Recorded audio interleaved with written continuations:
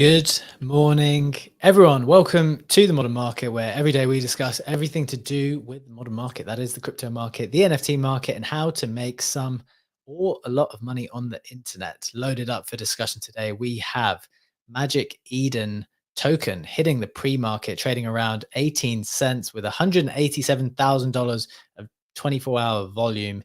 Want to dive into that in just a little bit and why that's a little bit crazy. Number two, Avalanche announced largest blockchain ticketing deal to bring 25 million annual tickets on chain.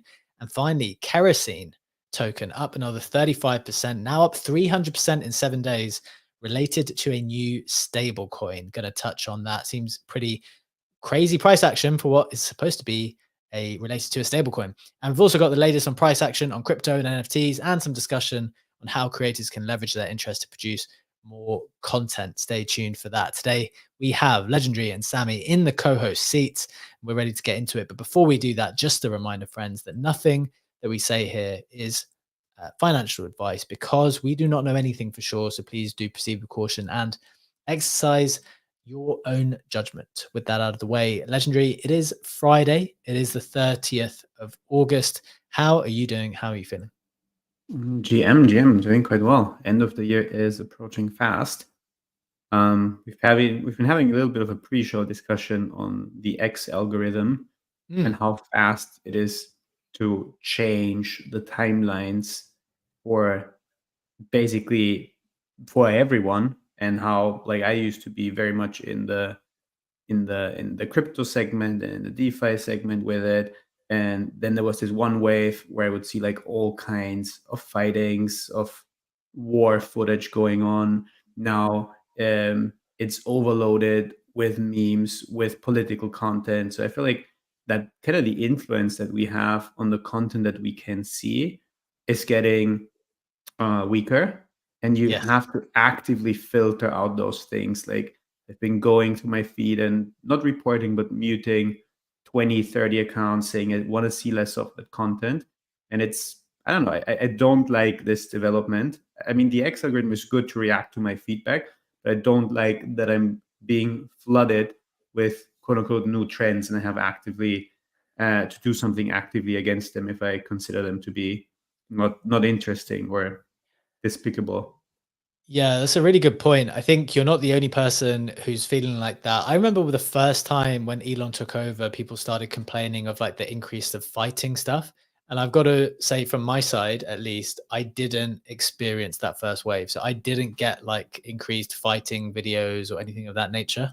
However, this time round, whatever has kind of clicked in recently, I'm getting way more kind of either, how would you describe it? Very politically charged content. Remember, I'm in the UK as well, where there's kind of these riots taking place, and there's different perspectives on immigration at the moment and some of the issues that have arisen as a consequence of it. And so I'm getting a lot of that stuff, and I guess I am kind of intrigued by it because I'm trying. I don't really watch mainstream news, so maybe I'm getting a handle of it from what I see on X. But like, it's been turned up to a very much higher volume than what it was before. Sammy, what have you kind of been noticing about the X algorithm? Are you doing anything in particular to kind of put your stamp back on it and reclaim it? To be honest, I don't. I mean, I follow certain accounts, I interact with certain accounts, but it doesn't seem to be doing too much. Like, similar to Legendary, like I'm kind of seeing the same stuff popping on the timeline. So I don't know if that's just going viral and hitting the timeline more frequently, so we're actually seeing it more prevalently, and maybe the algorithm is rewarding it more, which isn't necessarily a good thing. But I do think that there is an open sourcing of the code that's coming out. I think it's this weekend or like today. So, I mean, Musk has spoken about that. So I'm keen to see what changes have happened since that last release, and seeing like maybe, well, A, for us to try and write in a way that kind of fits the algo, but also to see why content is being pushed the way it is. And maybe there'll be some pushback from that. Funny point from Alan in the YouTube comments. I see Elon political stuff and Elon everywhere, despite me not following him. And I think that I saw someone kind of maybe jokingly suggest that now that he's the owner, he's just like pushing himself to everyone all the time just because he can. I don't know. It does seem like there's been some type of shift recently. and maybe not a good one. Not enjoying the recent adjustments. Funky, your hand is raised. Welcome to the stage, my friend. Give us a quick take on this early topic. GM, real quick, just two things, because I was in Alex's space talking about the new algo changes the other day, I think 2 days ago. He said that it's going to be a video first platform. So like a lot of these things that you're seeing probably are video, and they are trying to push that to the front. But an easy hack just to avoid a lot of this, when my feed gets annoying, if you look at the top of your mobile feed where it says for you and then following, True. just click on following. You stick to your followers. You won't get half the stuff that you're going to get unless your followers are interacting with that stuff. The for you is going to be a lot of the algo stuff. So if you just go to following, it kind of eliminates a good chunk of that. Very good, reasonable, practical advice. I guess sometimes I'm kind of tempted by the for you though. Like I go back to my following, and the thing is, every now and again in the for you, like there will be something that is legit for me, and there's like some piece of NFT news that I missed, but it's just getting interspersed with like the most random stuff, which is kind of unfortunate. So it's kind of like going digging for gold. I kind of get tempted by it every now and again, but very reasonable. That's funky. Look, as always, let's get into the market headlines and price action coming from the snapshot, which is pinned up top. Let's start with some price action today. As usual, we have Bitcoin. Everything's fairly calm. Bitcoin is down 0.5% at 59.5. ETH is down 1% at 2.5. Solana is down 4% at $139. In terms of stuff on the headline side, we have Magic Eden token hitting the pre-market, trading around 18 cents with $187,000 of volume. Wales Market have come out to say that this is the speculated pre-market price of the token itself, not Magic Eden diamonds. Remember, these people run points programs and then they actually release the token. This is not for diamonds. This is for the token itself. So we're going to dive into that and why we think some of this activity doesn't really make any sense as things stand. Number two, Avalanche announced largest blockchain ticketing deal to bring 25 million annual tickets on chain. I think that's pretty good news. And finally, KEROSENE token up another 35%, now up 300% in 7 days, related to new stablecoin DYAD. Interesting new mechanics. The usual questions will arise. Is this Terra Luna 2.0 or 3.0 at this point? We'll try to just give you a quick summary of what that means and what that looks like in just a little bit. Some notable sales from around the space. ACK selling very expensively again. Laser Eye selling for 55 ETH. And Autoglyph sold for 99.95 ETH. That's almost 250K. And a CryptoPunk hoodie moved in the last 24 hours for 101 ETH. So some big high ticket art selling. And we've noticed that trend recently. High value digital art has been moving very, very smoothly in the last few weeks. Legendary, that is the price action and the headlines. Let's head over to our NFT marketplace partner, Mintify, to see what is going on there. Yeah, let's do it. Let's take a look at the major collections first. We have Bored Apes being up a good chunk, up 3.8% over the last 24 hours to a 13.65 ETH floor. We have Pudgies following a very similar pattern, up 3% over the last day to a 10.74 ETH floor. Azuki is actually lost 1%. They're still very close to the 5 ETH floor and sitting at a 4.94 ETH floor. The Miladies are kind of continuing a bit of a weaker week, down another percent, down a total of 7.5% over the last week at a 3.6 ETH floor. Remilios follow that pattern, also down 10% over the last week, 4.4% of which over the last 24 hours, and at a 0.97 ETH floor. A bigger mover over the last 24 hours is a collection we haven't touched on in a while. It's the Mockaverse PFPs. They are down almost 10% over the last day to a 1.8 ETH floor. Interesting stuff. On the Miladies, they still haven't released the token, have they? They had this cult token supposedly coming out at some point in time, and it's just not been released, right? So do you think that downtrend is kind of the impatience resulting from waiting for that token to come? Typically, I would say yes, but I don't think that this is really the case with the Milady collection. It's still for me more of the like anti-culture play and the attention that they managed to get on the timeline. And they had more attention a couple of weeks ago. Now, again, we've been talking a bit about the X algorithm. And yes, politics is still on, so is memeable content. But I do feel that those like big viral Milady and Remilio pieces that we've seen in the last couple of months aren't like that viral anymore. And it's, to me, more of a like general attention decline rather than impatience for the token. Okay, I think that's fair. Sam, what about you? You seeing anything in the NFT market in particular, or anything otherwise? Well, I think just on the Remilio Milady's point, I think that there's so many collections now. I think there's a bit of saturation there, and actually, there's only so many you can hold, especially when, like, we've touched on the kind of the dilution of meme coins, the plethora of tokens that are hitting the market, kind of that diagram of the roller coaster kind of going down, kind of losing that liquidity, and they're kind of lower highs. So I think that might be tied to it, because it was very, very closely linked to kind of that kind of culture. So I think just on that would be my comment. But outside of that, I think the KEROSENE, that's interested me, because it dipped a little bit post mint. So I think it went to almost a 2x, dropped back down. Now it's back up to a 0.5 ETH floor. And that seems to be sustaining. And I've noticed people on the timeline, so some reputable people have kind of started accumulating, and I think it's probably partnerships behind the scenes. So you've got OSF has picked one up, Zeneca's picked one up, and I think that there are partnerships that are being kind of rolled out. So with Rec Drinks, you get extra tokens or extra points for holding one of those. So there's just missed me out on the list, Sammy. You said some reputable people, but I've got one and I wasn't on that list. And you've got one as well, yeah. So sorry, my bad. That's fine. I haven't tweeted about it. I think you told us about it though. Maybe I should remember that. Yeah. I did. That's fine. Yeah.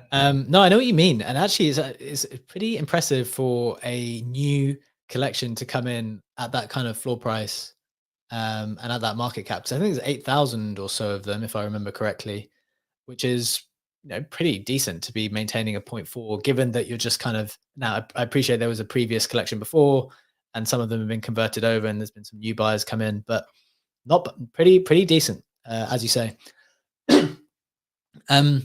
Look, we've got like a bunch of really interesting things to get into today. Some more technical headlines as well. Some airdrop analysis from Vitalik as well, as we talk about the Magic Eden token.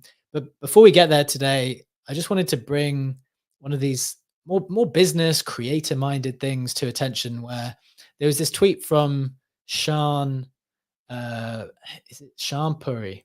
Sean is the author of the My First Million podcast. It's kind of a podcast I've been listening to a little bit more recently. They're like crazy about business, crazy about hustling, crazy about finding like interesting business models and how to succeed either as a creator or as just like a young entrepreneur. And the thing that I've been thinking about actually prior to even reading this, but I just thought it was an important point, is this quote where he said, "An engineer who can build anything is worth $1 million. An engineer who can figure out what to build is worth 100x that. In business, the GPS creates more value than the engine." And the reason why I've been thinking about that, Legendary and Sam, we met the other day in London. I was kind of sketching out some of the ideas and the directions we could take the modern market and the company. And it's like, obviously, at any point in time, there are a variety of options that you can take. And I actually met a good friend of ours yesterday in the city as well. And we're kind of, again, sketching out the different directions we could take. And he was also saying, like, look, we've kind of been in the space 3-4 years now. It feels like there's a bit of less energy, a little bit less direction. And I thought that was actually the key point. I thought, just like with sports teams, and I've spoken about our company as a sports team before as well, just like with sports teams who win 1 year, it's incredibly hard to then come back and win a second year, and incredibly even harder to come back and win a third year. It's basically never the case that a team will go and win 3 years in a row. I think Man City did it recently in the Premier League. I think Kansas City have obviously won 2 Super Bowls in a row. I think they're going for the third this year. Like, it's very hard for people to maintain such a high standard over multiple years. And I actually think that's kind of what's happening in this space, whether it's on the media side, whether it's on the creator side, whether it's on the trading side. to absolutely nail NFTs, for example, in 2021, and then absolutely nail memes, and then absolutely nail venture investing, and then absolutely nail like airdrop farming, for example. Those are 4 distinct things, and to be on top of every single one is like really, really hard. And I feel like you might have missed one of those because you couldn't pick the right thing. And so I've been thinking a lot about, well, of the available avenues to us, like which one's the right one? And I guess that's just part of the process. As you kind of exist for longer and longer, how do you choose the right avenue and figure out the right direction for yourself? Legendary, would love to hear your reflections on that first.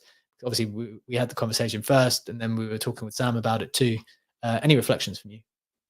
Yeah, absolutely. I think one of the biggest mistakes one can make in this space is to be only focusing on a single thing. Like, I'm not talking about trying to focus on everything, but being like so focused on one thing that you absolutely miss all the signs that the meta is changing and attention is flowing somewhere else. And B, being resistant to pivoting. Like, we've been trying new things and you get stuck in a routine.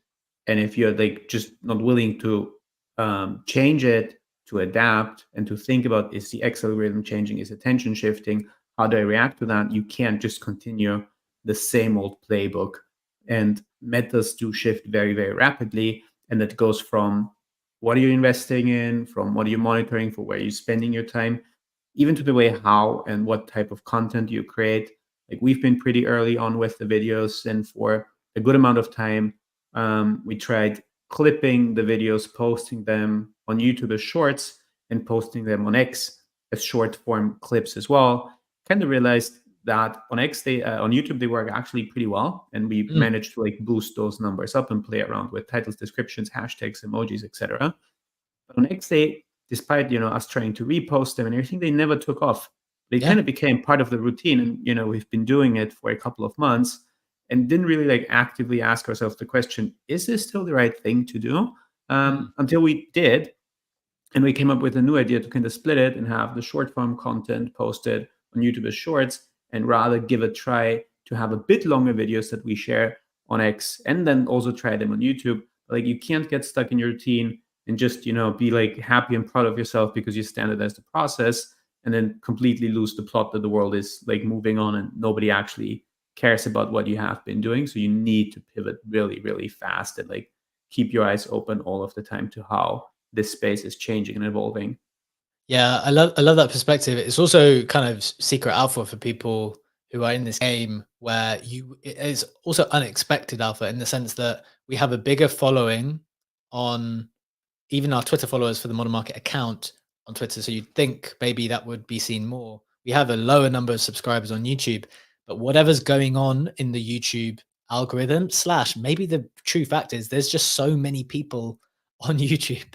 It's just a bigger engine. So even if you have less people, maybe it's just able to push it to more people. So our shorts are performing better on YouTube, which is just an interesting observation. And then we take that information and try to do something with it. Sam, would love to hear your thoughts on this conversation. You've obviously been writing a long time, kind of built up your formula for your newsletter as well. Like, how are you thinking about either pivoting, standing still, like identifying the next thing that's going to get you to 100x? Well, I think the 1% better is a good motto to follow. And I think just compounding those small little adjustments makes a huge difference over a long period of time. But when I look at the 2 platforms that you talk about, YouTube and X, like X is predominantly a written platform first. Yes, they're trying to push the video content, but if I was to think, okay, well, what am I going to go and watch? Where am I going to go and watch some videos? I wouldn't say, oh, I'm going to go to X to go and find them. I'd go to YouTube, just because that's what I've always done. And that's going to take time to change. I'm not saying it won't get there, but I think it will get there eventually. And maybe it will balance out. But I think then there's the responsiveness from YouTube to then counter that. And you just basically have to stay one step ahead. And I think that's true to every single angle. Like, I look at the content that hits the timeline, that you go through waves of the way content is written. Like, this guy posts, the post where this person is XYZ, they've done this is their untold story. Like that's something that hit the timeline, and Pix did that very well. But there was a plethora of other people that adopted that model. And now it's kind of, okay, well, that's a way of writing, but if everyone's doing it, it's not unique. So you then have to find your next USP. And I think there's a range of other content. And I think just doing something a little bit differently just catches people's attention. So I think from the content angle, that's probably my main commentary around that. But similarly, you can do that with trading. And like you said, like we had our focus on Blast. I didn't necessarily get into meme coins because I didn't have the capacity, but I made an active decision not to do that. Like I did well in Bone, but I was like, okay, well, I'll cut my losses. It's very, very close to just pure gambling. I want to focus on stuff that I'm genuinely interested in. And if that means that it's not relevant right now and it's not talked about on the timeline right now, it means that when it is talked about, like I'll be early to it. So it's like, I think it's just having that patience, having that, like that thesis about a particular topic or subject, and then just having conviction in that to know that eventually that probably will do well and you'll be early to it. And if you're early to it, generally you'll do pretty well financially out of it as well. Yeah, I kind of like the more that I do this stuff, the more I see parallels between just everything. Like the fact the initial question was about content, but then you took it into trading, and like I actually think there's just parallels between everything. There's parallels between sport, there's parallels between content, there's parallels between trading. Like the type of mindset and attention that you need to apply to things, I think really kind of is really ultimately quite similar, like these core qualities and skills. But I think that's the point though. It's the like you said, the mindset. So if you have a certain mindset, no matter what industry you go into, like you can pivot. And I think we spoke about that, the index for sports and fitness. Like generally people that do that are probably quite competitive. They're ambitious. They want to achieve something. They want to improve their physical health, which kind of translates to like the job or whatever they're doing in their like corporate career or whatever it is. And they'll generally be successful across all these pillars. And I think that's the same with this industry as well. I think you made a fantastic point, Sammy, with the patience angle, and that you're patient, and when the talk returns to what you're focusing on, you will have an early opportunity. It's the same in trading. You don't need to like win every day and get every meme coin or every JPEG or whatever you're trading. But just a couple big wins, 1-2 big wins a year are perfectly fine.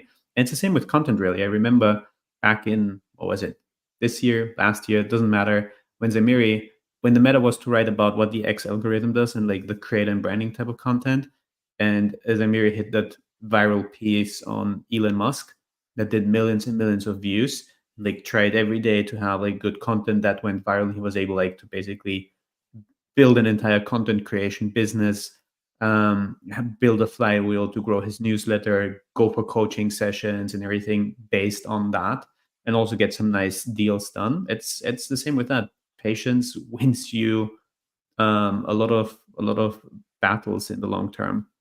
I like it. Let's stay on the creator angle just for a moment in our weekly entrepreneurial segment called Publish and Profit, where we explain some of the key secrets and tips to making money online as a creator. Today, I'm going to focus on one of the best tricks in the book that I think, aggregating over creating. And I'll also share some experts in the field who I follow, so stay tuned for that list. This segment is brought to you by Lil Nouns, an expansion DAO based on the famous Nouns DAO, who fund cool creative endeavors which can proliferate the nounish meme. So one of the biggest issues for creators is deciding the what. What should I create? This is an issue first because people think of creating as a 0 to 1 endeavor, like some type of huge lift where you start with a blank canvas and have to paint a masterpiece. And second, because people are scared of other people's opinions and reactions to their work. Leaving the second one for now, it's simply not true that creating has to be a huge lift if you are an expert in a particular field. Sometimes people ask about how I produce the snapshot, the daily NFT and crypto market roundup on X every day. But the truth is, it's not that hard. I've built up all of the right followers on X over the last couple of years. So I see all the main pieces of news anyway. So all it takes is making a note every time I see something headline worthy, and then sifting through the potential headlines each morning and finalizing the shape of the news. The value is in that aggregation. The key thing here for me is that I'm not really creating. I'm taking all of the news from around the space, aggregating it and organizing it in a way which hopefully makes sense to people. I think there's a huge opportunity for creators to build loyal audiences through this because there's so much information out there and it all lives in different places and people want it under one roof. Here are some of the people who I personally follow for particular niches.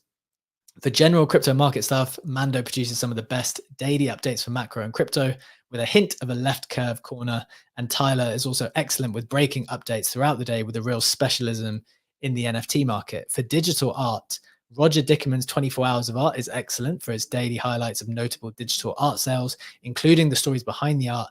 And I still like Anne from Super Rare's Art Market Report newsletter. And a great example of a chain aggregator is Untamed Adam, who produces excellent daily updates on the Blast ecosystem and has basically become the hub for knowledge for everything in the Blast arena. And a new DeFi newsletter I'm enjoying is Danger's Today in DeFi newsletter, which shares new DeFi opportunities daily after assessing the market and presenting the best options.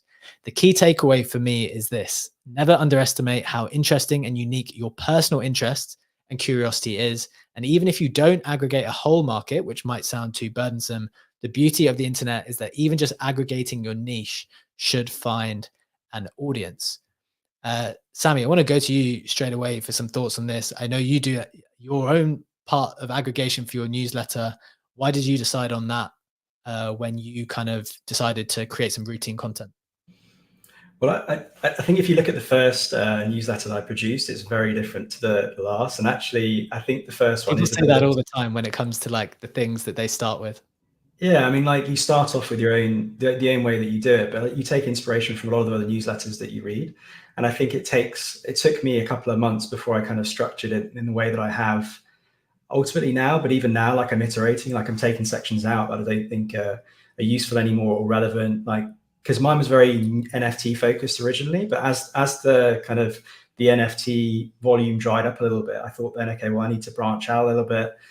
People are interested in Blast, they're interested in like meme coins, they're interested in all these other things, but I want to capture that. And actually macro, because I've got a traditional finance background, like I can digest the macro stuff reasonably well. And I think putting that in like a concise way that kind of overlays and impacts the market as well, I think is also useful to my readers. So it's just trying to assess like what's useful to the people that I think subscribe to me, and trying to talk about what I'm interested in, but also like to have that enthusiasm, but also just to make sure it's relevant to that particular point in time. Because ultimately you monitor those metrics, and if they drop off, you're like, okay, why has that dropped off? Yeah. What are people interested in? Two things I take away from that, which I think is awesome about what you're doing. One is being really alive. Instead of thinking like, what do I want to write? Like, what do my readers want to read from me? Like, and then the second thing is leaning into unfair advantages. I've been seeing this across the board when I'm watching YouTube videos on like successful people, whether they're creators or again, just in business. Just like, what is your unfair advantage? I want to do more thinking on this. We'll probably do some more writing on it as well.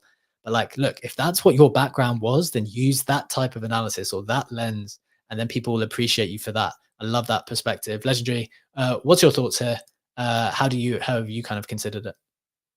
Yeah, the unfair advantage is a big thing, because this is how you can like truly make the content that you're creating unique, and that also helps you to separate yourselves from other people, because it then doesn't become the game of copying someone else who's successful, but actually trying to find this unique approach, this unique lens from which you can share the content that you want to share.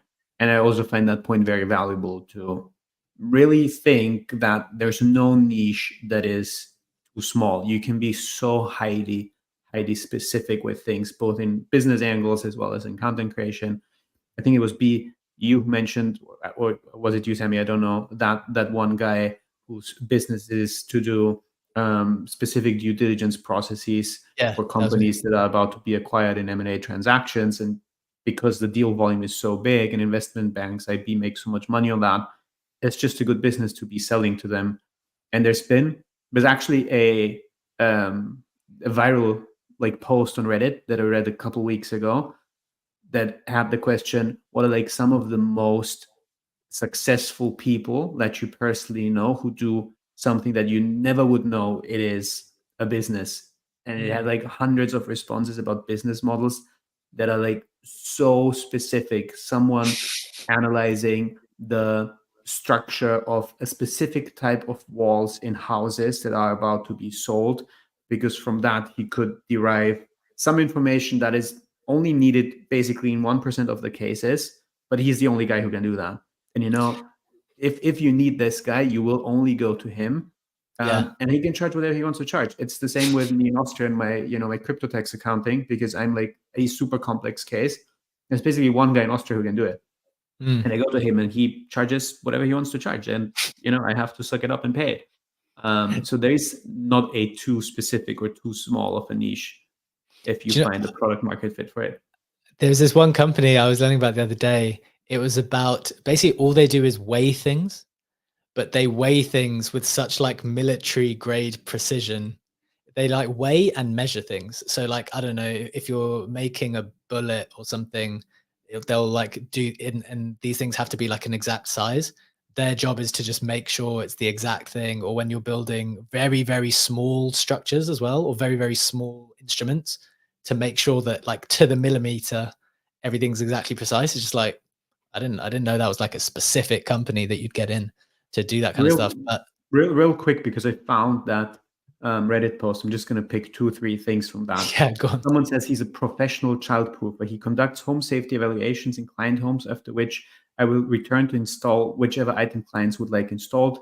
Stair gates, cabinet locks, furniture anchoring, pool safety fencing. Another one is designing packaging specifically made from plant fibers. Someone has a unique stump grinder machine to literally grind tree stumps with it. He's in Ontario, Canada, has unlimited work, and there's not a lot of people who have that machine. So you can get very, very creative. Just on that as well, do you remember when Ray from Meme Land posted that picture of his kids running around on like hard ground, and crypto Twitter kind of went up into uproar being like, that's not child safe. Like, it's such a unique thing that people are obviously going to pay for it. So... And I also think that, Vitalik, for you, there's a business opportunity. If I take a look at the YouTube comments, when we zoomed in on you for this segment, Kashmir was commenting, up close and personal with Vitalik, zoom in more. I need to know your skin routine, bro. Just Stefano was echoing the sentiment, saying, send skin routine B. And there's calls in the YouTube comments for a new skincare segment with you.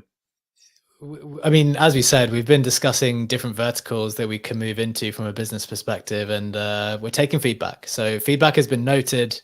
If you see some new, it sounds like it could be standalone content. I don't know if that needs to be a segment. It can be standalone. It seems so popular. So stay tuned for that.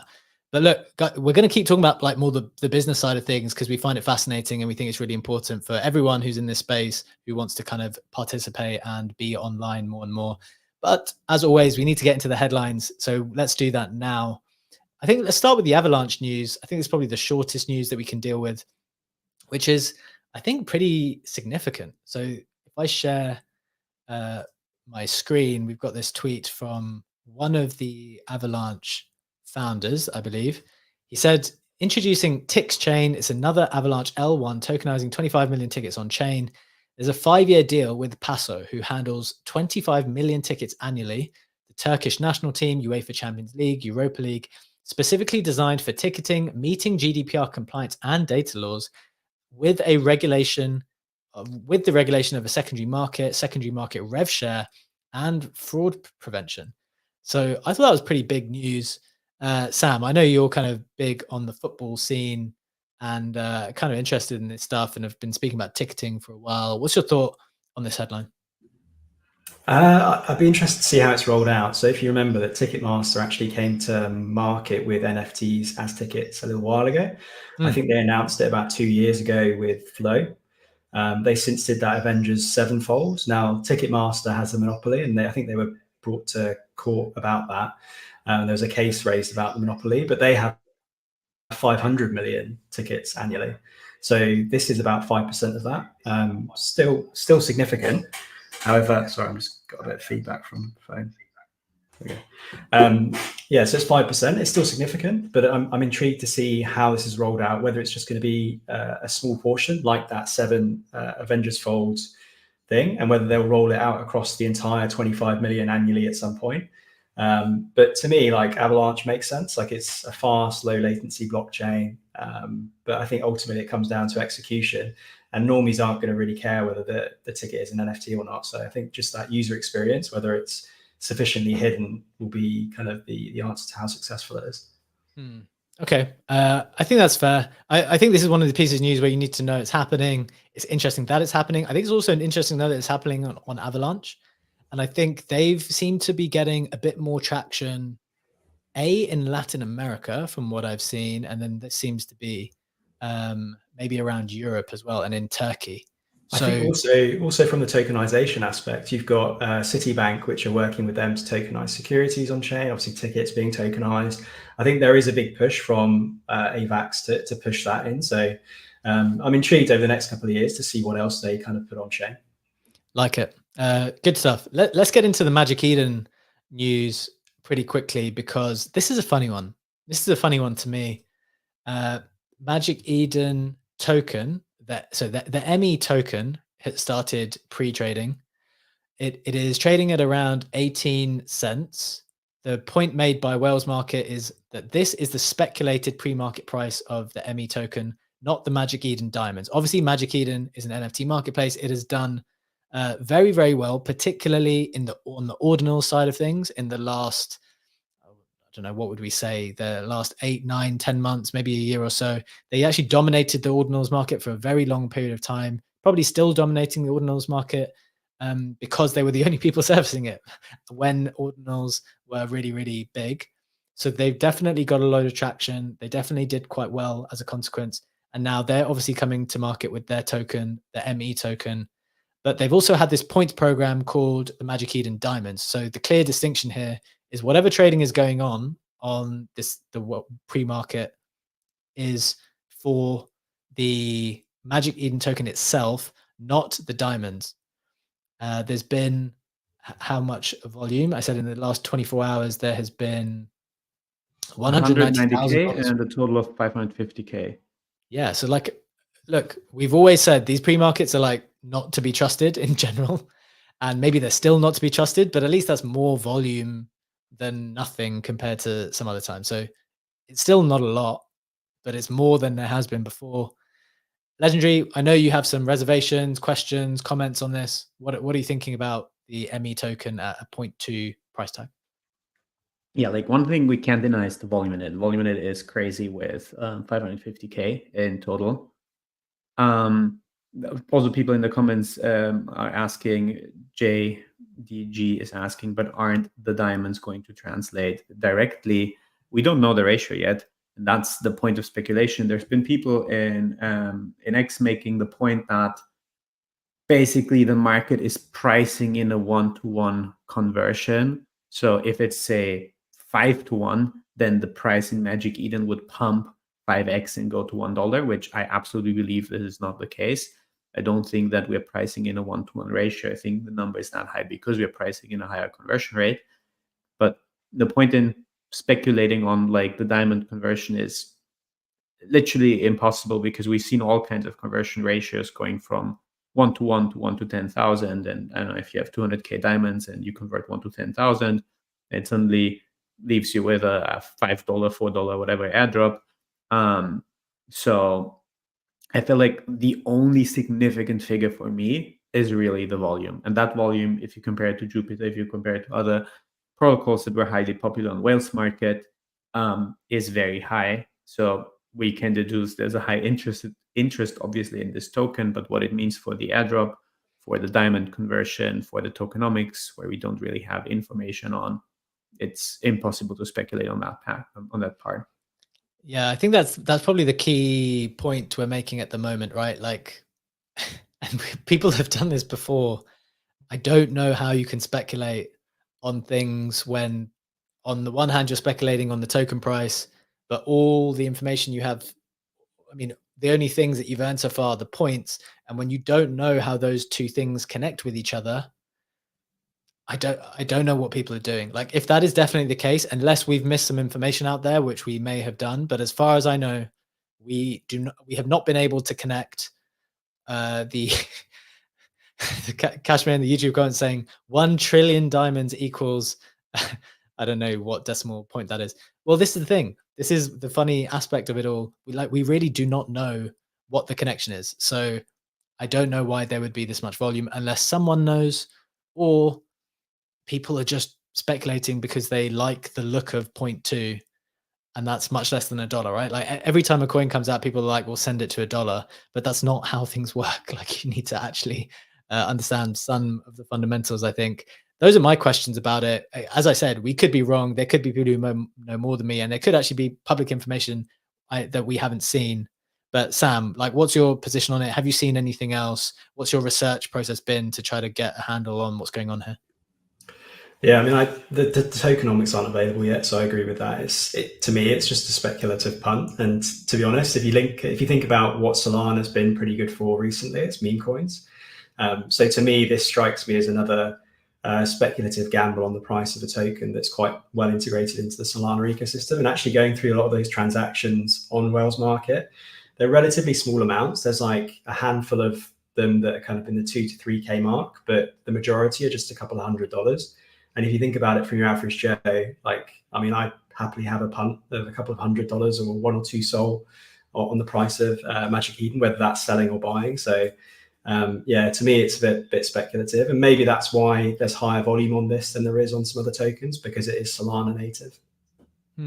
Okay. I like that perspective. One thing, so as we said, in summary, too early to say. Whales Market, in general, pre-markets are quite hard to take concrete conclusions away from. Seems hyper speculative in this case. But an interesting point that I noticed from Vitalik commenting on airdrops, this was 2 days ago. Airdrops kind of come under fire recently, right? Because they seem to come out and then the token just goes down because no one wants them. But I think this gives maybe a different perspective. He said, airdrops are a fascinating initial use case for ZK blockchain-based identity, credential, attestation frameworks. The goal of an airdrop are, number 1, distribute to community members and not randoms who will all immediately sell. Number 2, reward contributions to the project. Be reasonably egalitarian, but some disparity is okay. And resist extractive adversarial farming. These are exactly the properties that identity, credential, attestation frameworks are trying to achieve. Someone in the comments said this, which I believe is what a lot of people's experience of airdrops has been recently. Said airdrops nowadays is, number 1, create hype. Number 2, farm users and farmers. Number 3, distribute 80% amongst team and insiders. 4, give peanuts to the community.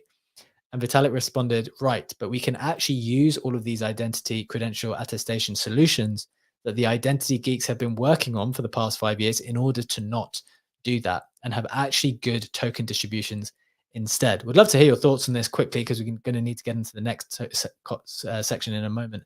But my first thought on this is, I have a sneaky suspicion that protocols don't actually want, and this is not every single protocol, but there's a reasonable number of protocols out there who don't actually want to only reward contributors, to only reward users, to only reward people who are like heavily either invested through their effort or their time or their dollars, because it would probably expose the fact that their products are not actually used very much. And therefore they would have no community, and they wouldn't be able to pump the numbers, and they wouldn't be able to go and tell other people for the next round that they're raising that we've got this many users, we've got this much volume, you should now invest in us at a higher valuation than the previous one. That's my kind of hot take. Legendary, would like to hear your thoughts. Yeah, it's a very beautiful and idealistic perspective that Vitalik is sharing, but it's just very far away from the reality of our capitalistic world that we're living in, where you just optimize for a good distribution for yourself, your teams, your investors, and have exactly the same consideration that you mentioned, be that you want to show a healthy user base, increase beautiful hockey stick with your airdrop campaign, that you can go to exchanges, get the listing, and just make a lot of profit from that. And we don't optimize for rewarding the people who actually contributed the most. Now, obviously, there's been a lot of analysis on that.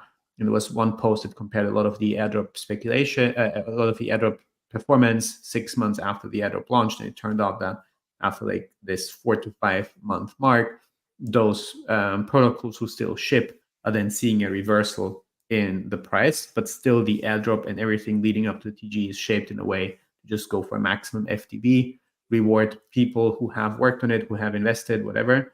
And then it takes like half a year at least to establish the quote unquote true value of that protocol or company. Yeah, I like it. As you say, it's like it's a challenging balance to get right, but there's definitely some flaws in the way people are going about it at the moment. Look, we've got a couple one other big headline to go forward today, and also some interesting perspective on a little bit of a summer perspective on how the market has been the last few months to get through. But first, let's hit the Web3 roundup to get you up to speed with everything else that's been happening in the space in the last 24 hours.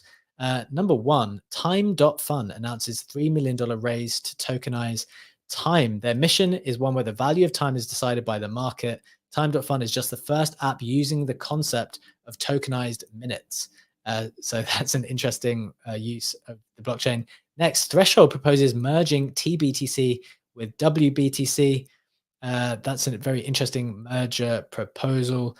Next, Double Jump Tokyo announces $10 million Series D with participation from Sony to focus on Web3 gaming. Web3 gaming still receiving a healthy amount of investment from all sides.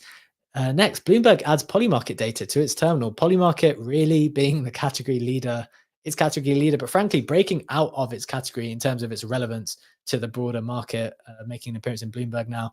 Polkadot announces global training partnership with Inter Miami FC for 2024 and 2025 seasons. That's pretty fun to see a big football team get involved with some crypto sponsors.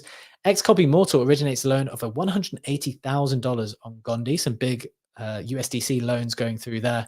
And finally, Elon Musk and Tesla won dismissal of a lawsuit claiming they pumped up the price of Doge. That is quite entertaining.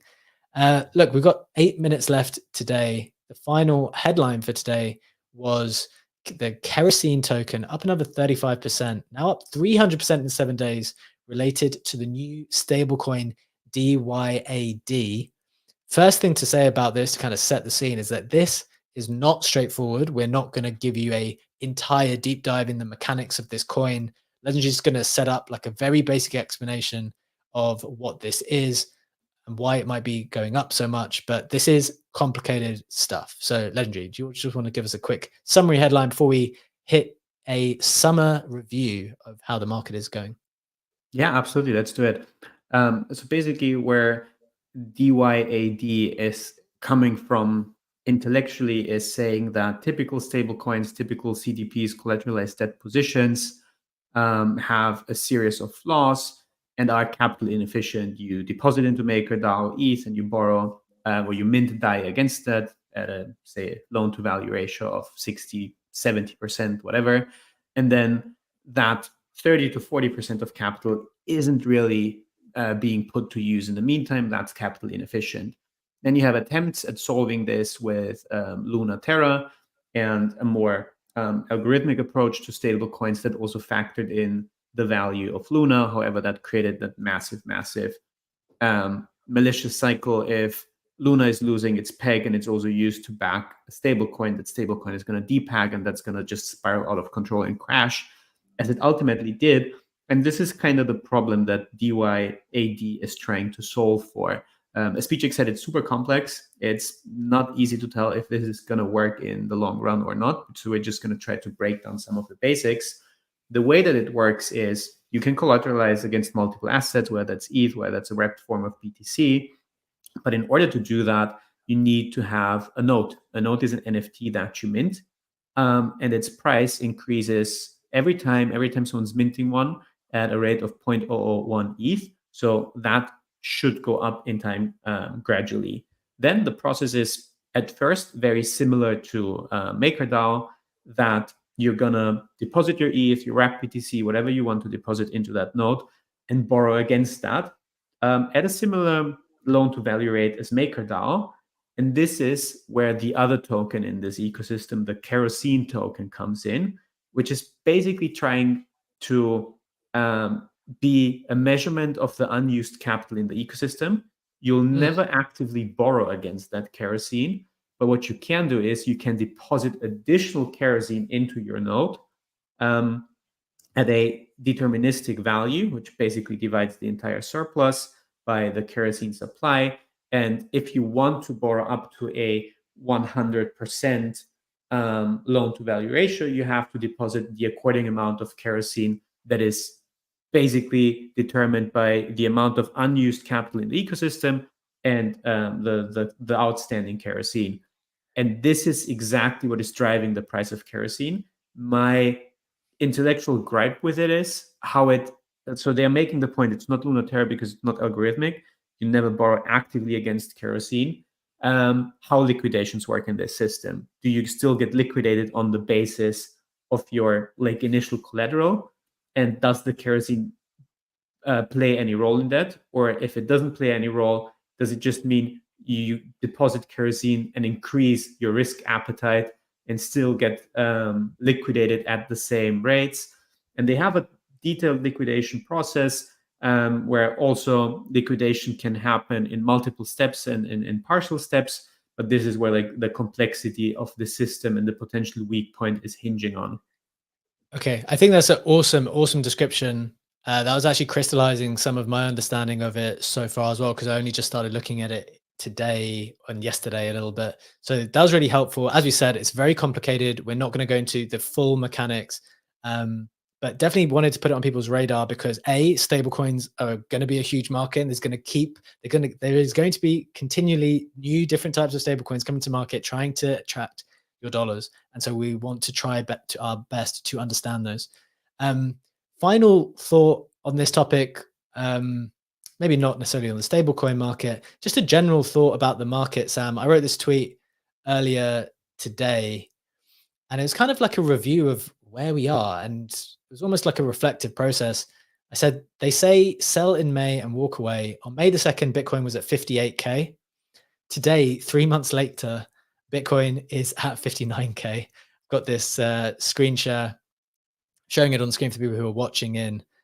For 3 months of activity or people driving themselves crazy, like this must hurt, I think. And I think this is why you can feel some of the frustration on the timeline, because for 3 months of hurt, trading, over leveraging, Bitcoin is no higher than it was 3 months ago. And I kind of tried to consider like, why is the sentiment so much worse? And would like your thoughts on this as we close the show. Number one, after Bitcoin hit all-time highs in April, so that's what it happened. It happened in April.